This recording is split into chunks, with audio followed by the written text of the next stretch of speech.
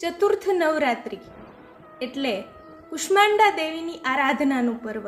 અને કુષ્માંડા દેવીની ઉત્પત્તિ માટે એવું કહેવાય છે કે જ્યારે સૃષ્ટિમાં સર્વત્ર અંધકાર ફેલાયેલો હતો અને કંઈ ન હતું, ત્યારે માતાજીના હાસ્યમાંથી અંડનું નિર્માણ થયું, બ્રહ્માંડનું પ્રાગટ્ય થયું.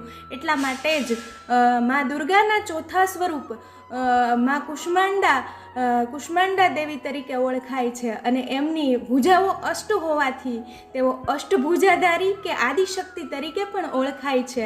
અને સૂર્યલોકમાં રહેવાના લીધે તેઓનું તેજ સૂર્ય જેવું જ છે.